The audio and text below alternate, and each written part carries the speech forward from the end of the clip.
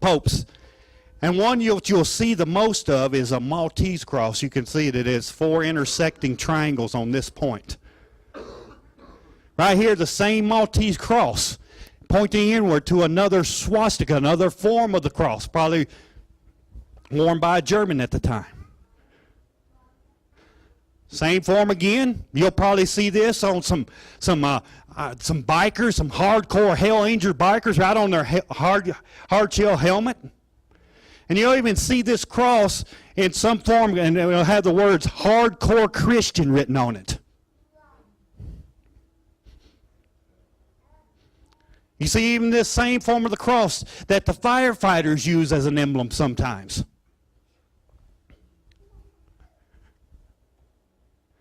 Same cross again. That's the emblem that the firefighters use. It's the same type cross. And in Mexico, this is how their altars were shaped, that they did human sacrifices on. Notice the shape again. Here's the Pope.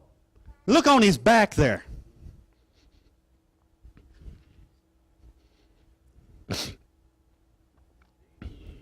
This familiar, what color is it? Can y'all see the color of what it is? Red.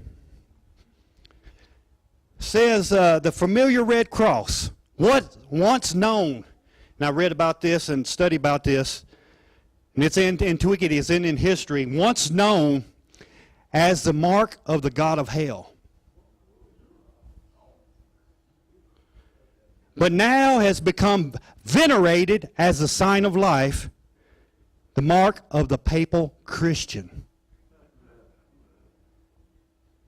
Right there, that's probably on the back of Benedict there, raising up his chalice. Notice there's another star there. Another cross with a star in it. Now we got a cross and a crown. This shows up in a lot of churches. This looks holy. This is some kind of venerated as some religious symbol, but it really isn't. Here's the watchtower. Mormons. Church of Jesus Christ of Latter-day Saints.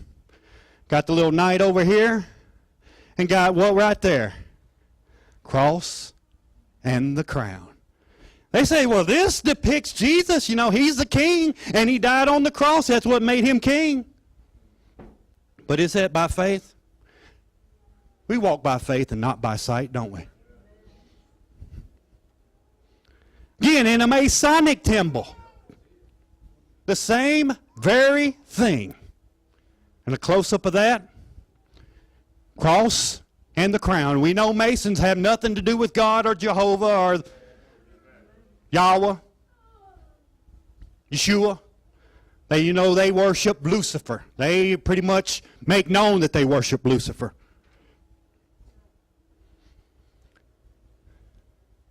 Again, Masonry. The cross and the crown. It's one of the heavy-duty Masonic symbols. Here, Tim LaHaye, a Christian author, writing a book, The Power of the Cross. What do you see there?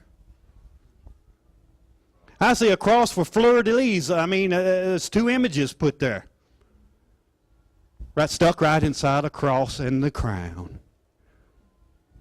Here again, a Masonic altar. Cross right behind with a rosary in the middle. Good old grandfather of Masonry, Albert Fat Pike. Look how big this fellow is. And he's got the same cross that we've seen on the back of the Pope. I don't know if you can see it there, but he's got a unique cross tied around his neck. We've seen that earlier in certain depictions of archaeology. There it is, close up. Same cross, Maltese cross, with the sun in the symbol. And then this very 3-legged cross, or 3-striped cross.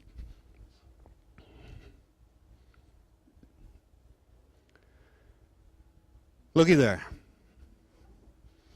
Oh, Pope John Paul. We seen Albert Pike, and we know he had no amount of God in him. He was a well-known devil worshiper.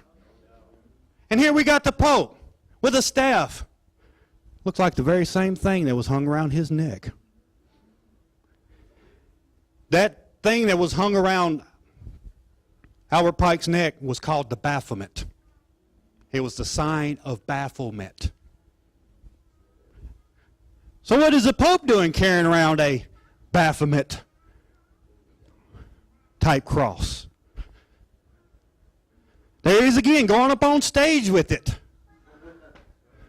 But he got a pillow to, to soften his feet, Don't want to bruise the corns on the Pope. He's infallible. You don't want him to fall because he's infallible. But you got to help him up. He's old and he's feeble. He needs that Baphomet to help him up on stage before he appears to the people. Here we are. Many crosses of Masonic called the Knights Templar. Again, we see the same cross, the one with intersecting in the middle. The cross there, the shield, and the shield with the cross, another cross and shield, labrum. And look at there is that little lamb again with the little cross in its paw. Another little cross on a niche, cross and a sword right there with a sun symbol on it. Another cross up on a stick, cross on a stick. There's a star, Magen David, pentacle. Amazing, huh? Here we are.